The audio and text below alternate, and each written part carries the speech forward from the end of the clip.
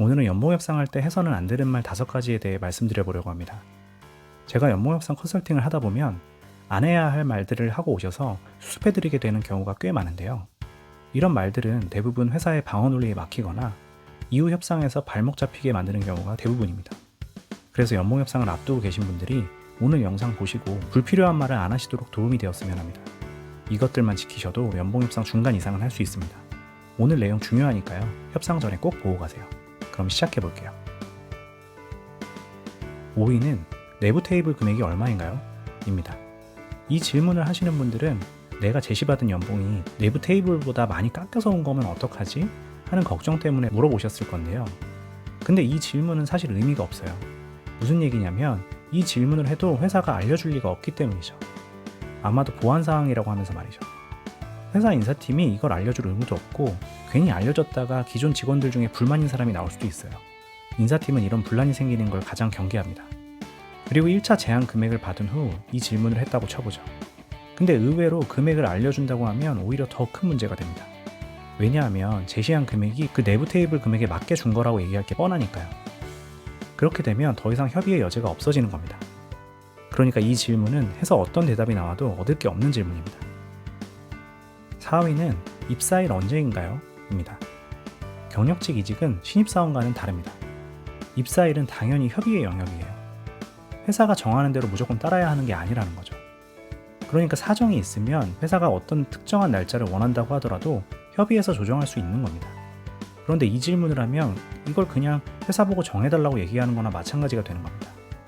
이런 질문을 할 필요가 없는 거죠. 만약 회사가 특정한 날짜를 오퍼레터에 명시해서 보내거나 하는 경우도 있는데요. 그럴 때 이렇게 해보세요. 그 날짜는 현실적으로 어렵고 처우 확정이 되면 인수인계 일정 고려해서 다시 말씀드리겠다. 이렇게 운을 띄워놓으면 되는 거죠. 직장인이 길게 쉴 수 있는 타이밍이 얼마나 되겠어요? 이직할 때 잘 쉬고 가셔야죠. 그러려면 입사일 협의 잘해서 넉넉하게 받으시면 됩니다. 이런 질문을 해서 스스로 가능성을 차단할 필요가 없습니다. 3위는 제 원천징수 금액이 얼마인데요? 입니다. 원천징수 영수증에 반영된 금액은 개인의 모든 소득이 포함됩니다.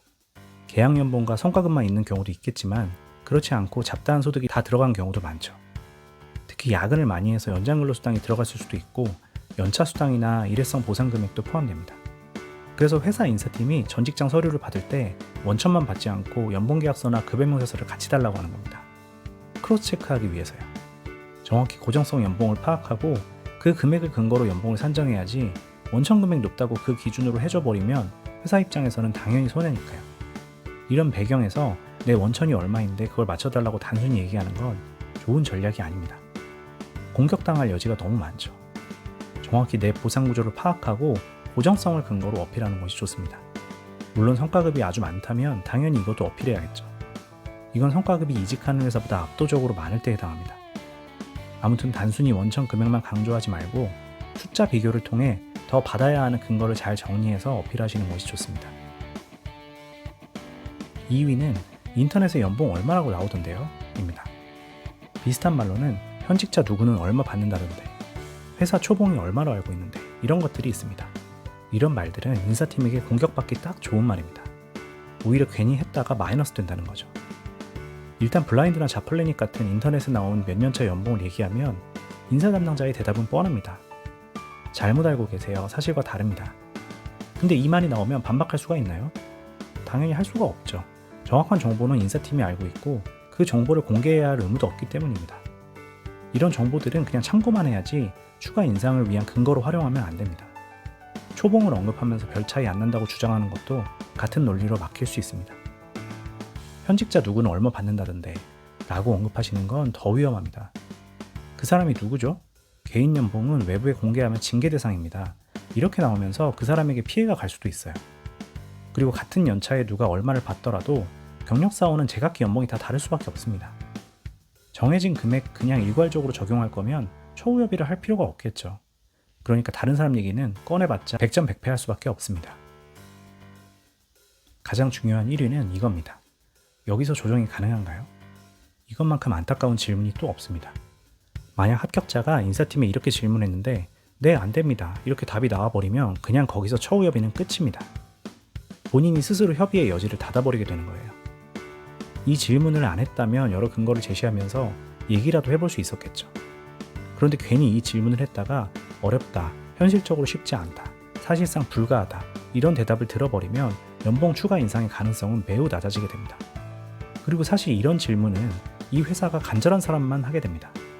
안 가도 그만인 사람, 그러니까 아쉽지 않은 사람은 그냥 제안 금액을 보고 재검토 요청을 하거나 포기하겠죠.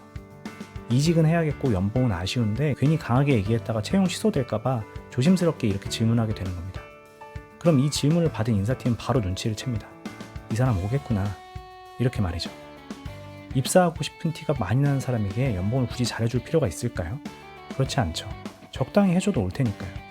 그러니까 속마음은 꼭 가고 싶더라도 굳이 이런 질문을 해서 간절한 사람처럼 보일 필요가 없습니다. 자, 이렇게 이직 연봉 협상에서 하면 안 되는 말에 대해 말씀드렸습니다.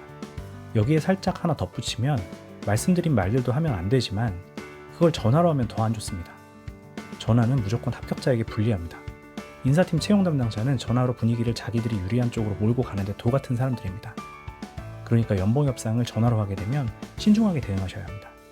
다음 영상에서 연봉 협상 전화 대응 방법에 대해 자세히 정리했습니다. 협상 전에 꼭 보시고 마음에 준비하시면 좋을 것 같습니다.